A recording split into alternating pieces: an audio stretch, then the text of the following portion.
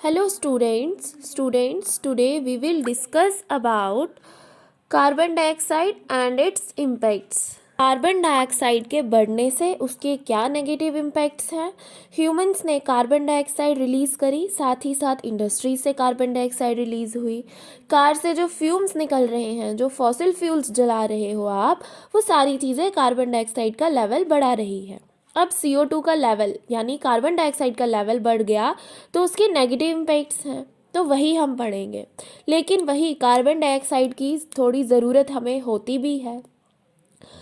Carbon dioxide जो है it creates green house effect. देखो, सनलाइट आती है अर्थ पे, कुछ तो रेडिएट हो जाती है, वापस रिफ्लेक्ट हो जाती है, कुछ एब्जॉर्व हो जाती है, क्योंकि एटमॉस्फेयर जो है वो रोक लेता है किसे, जो बची हुई सनलाइट जो आई थी उससे, जो उसके साथ हीट आई थी वो हीट को एब्जॉर्व कर लेता है।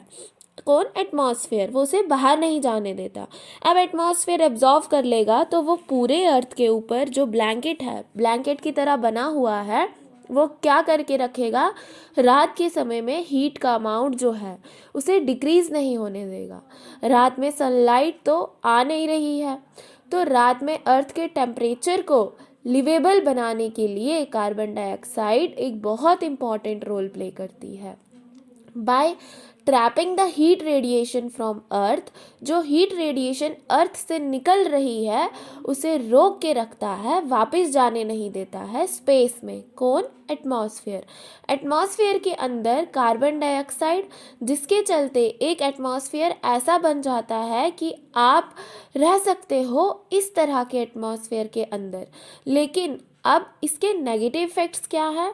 इमेजिन करो कि आप एक रूम में विंटर में हीटर लगा के बैठे हो। रूम हीटर है, रूम हीटर जब तक नॉर्मल है तब तक ठीक है, उसने आपको एक आपके लिए टेम्परेचर लिवेबल बना दिया। कार्बन डाइऑक्साइड जब लिवेबल बनाएगी तब तक ठीक है, लेकिन वो हीटर चलता जा रहा है, पता लग रहा है कि आप जल रहे हो, तो क्या वो हीटर तब काम का रहेगा? नहीं। तो कार्बन डाइऑक्साइड एक लेवल तक ठीक है जब तक वो अर्थ के टेम्परेचर को लिवेबल बना रहा है, ठंडे से लिवेबल पे ला रही है। लेकिन वो ठंडे से एक्सट्रीम गर्म कर देगी अगर, तो क्या कार्बन डाइऑक्साइड ठीक रहेगी? नहीं रहेगी। जब जो एक्स्ट्रा कार्बन डाइऑक्साइड हम ऐड कर रहे हैं फैक्ट्री स्मोक्स के थ्रू, कार फ्यूम्स के थ्रू, फ्यूल्स जला रहे हैं, इन सारे कारणों से जब कार्बन डाइऑक्साइड बढ़ेगी तो इसका इम्पैक्ट समझो, जो हीट रिटेन होती है इसका अमाउंट भी बढ़ जाएगा। तो गर्मी बढ़ना तय है, अर्थ का जो टेम्परेचर है वो बढ़ेगा, वो बढ़ने लगेगा, और उसके चलते ग्लोबल वार्मिंग वाली सिचुएशन आ जाएगी। ग्लोबल वार्मिंग वाली सिचुएशन क्या है कि अर्थ का टेम्परेचर बहुत तेज़ी से बढ़ने लगेगा। अर्थ का टेम्परेचर बढ़ेगा। आज से पहले इतना टेम्परेचर नहीं बढ़ता था समर्स में। आज समर में क्या सिचुएशन हो जाती है कि टेम्परेचर बहुत ज़्यादा हाई हो जाता है।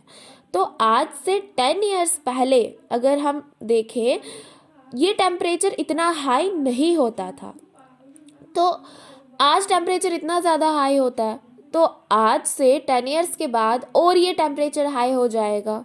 और जब ये टेम्परेचर बढ़ेगा तो उसके बहुत सारे नेगेटिव इम्पैक्ट्स होंगे।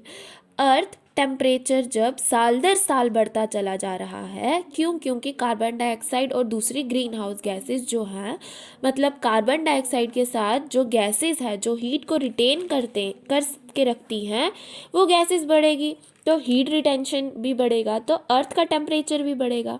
और अर्थ का टेम्परेचर बढ़ा तो हमारी ऊपर बहुत सारी प्रॉब्लम्स आने वाली हैं। अब ग्लोबल वार्मिंग से जुड़ी क्या क्या प्रॉब्लम्स हैं? Melting of snow glaciers.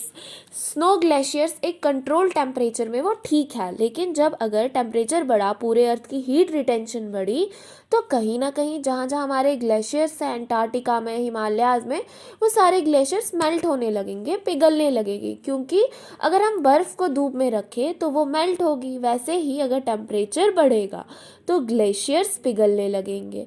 तो सबसे पहले तो फ्रेश वाटर में कमी आने लगेगी। कमी आई और पानी मेल्ट होके समुद्र में पहुंच जाएगा।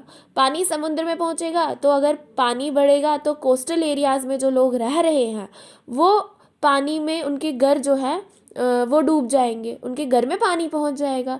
सबसे पहले जो नेगेटिव इम्पैक्ट होगा वो आइलैंड्स के ऊपर होगा, आइलैंड्स डूब जाएंगे। तो कितनी सारी प्रॉब्लम्स जुड़ी हुई है। आइलैंड्स के पास में ड्रेस्टिक जो चेंज वर्ल्ड जो है वो ऑब्जर्व हो रहा है, किसमें, climate, drastic change world B observe in the climate. कैसे, टेम्परेचर बढ़ रहा है हर साल गर्मी में, उसका इम्पैक्ट क्रॉप्स पे होगा, फूड सिक्योरिटी पे सवाल आएगा। तो ये सारी समस्याएं जो हैं वो होती हैं किससे, अगर कार्बन डाइऑक्साइड का लेवल बढ़ता है एटमॉस्फेयर में। नेक्स्ट लेक्चर में हम स्ट्रक्चर ऑफ द एटमॉस्फेयर की बात करेंगे।